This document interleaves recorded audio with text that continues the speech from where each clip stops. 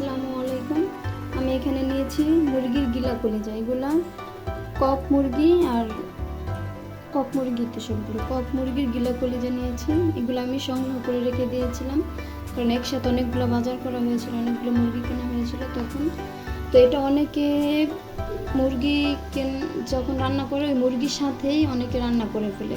তো এটা আমিও করি মাঝে মাঝে। তো আমি এবার রেখে দিয়েছি, একসাথে রান্না করিনি। তো এগুলোই আমি এখন ভুনা করবো। তো এখানে দিয়েছি পেঁয়াজ, কাঁচামরিচ, তেল।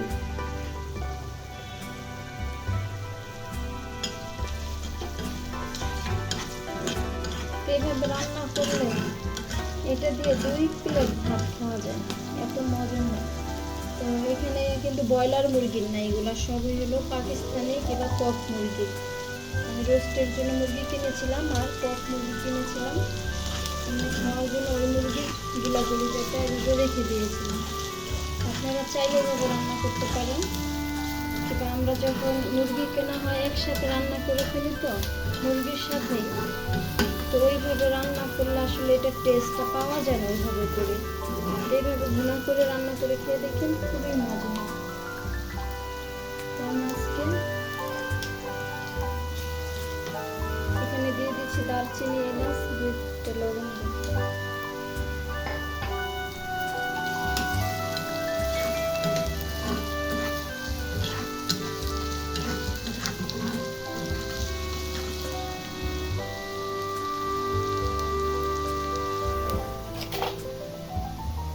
এখানে আমি দিয়ে দেবো আদা বাটা, রসুন বাটা, জিরে বাটা একসাথে বেটে নিয়েছি।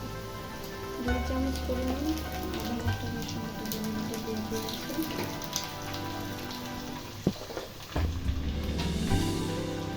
এখানে দেবো 1 চামচ পরিমাণ হলুদের গুঁড়ো। 1 চামচের থেকে একটু বেশি দেবো, একটু বেশি।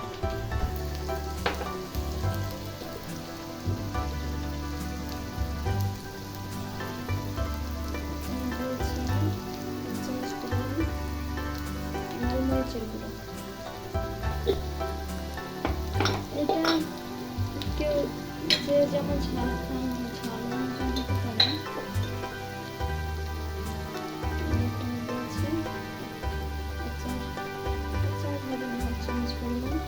ধনিয়ার গুঁড়ো,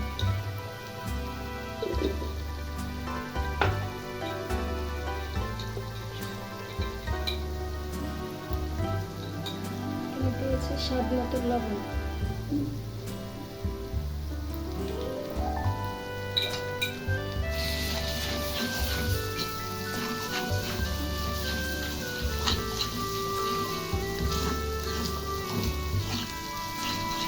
ভালো করে কষিয়ে নেব।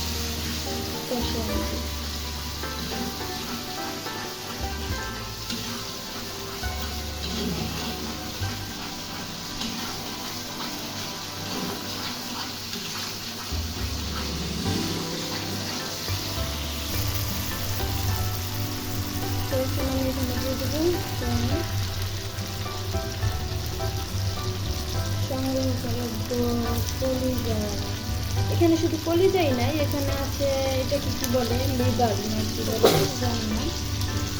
আর এখানে আছে যে হাট, এটাকে হাট বলে। এইগুলো সব কিছু আমি আলাদা আলাদা রেখে দিয়েছিলাম। তো এখন ওইটাই আমি ভুনা করছি। তো এই ভুনাটা দিয়ে আপনারা চাইলে সাথে যদি পাতলা করে ডাল আর এই ভুনাটা দিয়ে আপনি 2 প্লেট ভাত খেতে পারবেন পেট ভরে, আপনার আর কিচ্ছু লাগবে না। আর আপনি এটা রান্না করার পরে যদি এখানে আপনি মুরগির গোশ আলাদা করে রান্না করে রাখেন, আপনার ওইটা রেখে আপনার এটা খেতে ইচ্ছে করবে। এটা এত মজা হয়। তো এটা অনেকেই হয়তো বা রাখেন না, কারণ আমরা তো মুরগিটা যখন কিনি তখন ওই মুরগি কাটার পর ওই মুরগির সাথে গোশ রান্না করে গোশের সাথে এটা আমরা রান্না করে ফেলি। এটা আলাদা করে এরকম কারোই রাখা হয় না।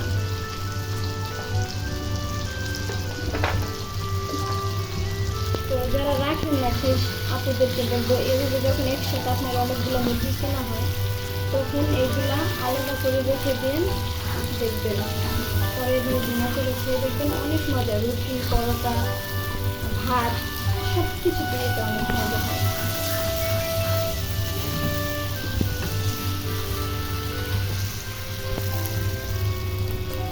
তো এখানে আমি এখন দিয়ে দেবো আলু। এখানে আমি কিউব করে আলুটা কেটে রেখেছিলাম, কিউব করে আলুটা কেটে রেখেছিলাম। এই যে এরকম কিউব করে ছোট ছোট করে কাটতে হবে, তাহলে এটা খেতে আরো বেশি টেস্ট হবে। এটা বড়ও করবেন না আর একদম ছোট না, এই সাইজ করে আলুগুলো কেটে নেবেন, দেখবেন এটা খেতে কি যে মজা হবে আজকে।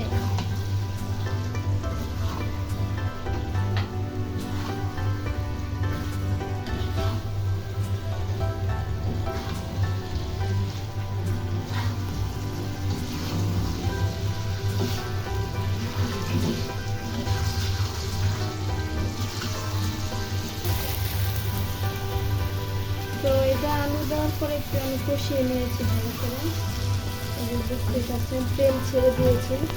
এই পর্যায়ে আমি এখন এখানে পানি দিয়ে দেব।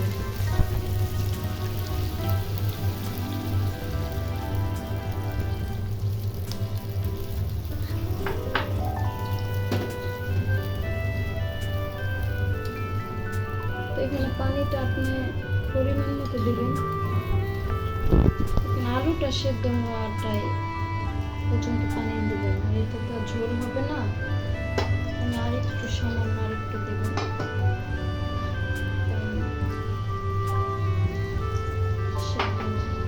আলুটা যেন সেদ্ধ হয়।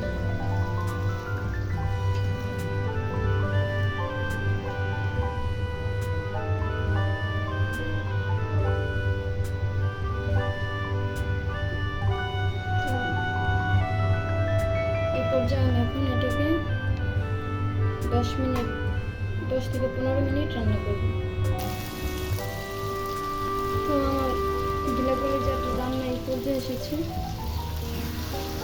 এটা আমি আরেকটু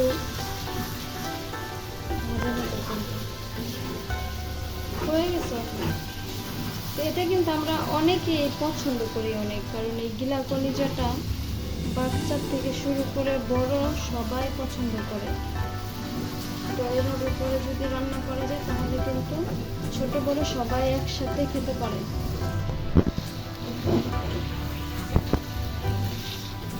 তো অবশ্যই রান্নাটা আপনারা বাসা ট্রাই করে রান্না করে খাবেন, অবশ্যই আমাকে জানাবেন রান্নাটা কেমন হয়েছে।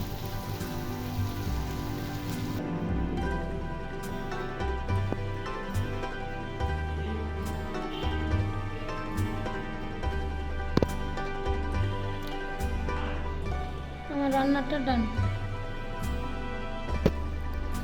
তো অবশ্যই কমেন্টস করে জানাবেন যে আমার রান্নাটা আপনাদের কাছে কেমন লেগেছে। তো ভালো লাগলে অবশ্যই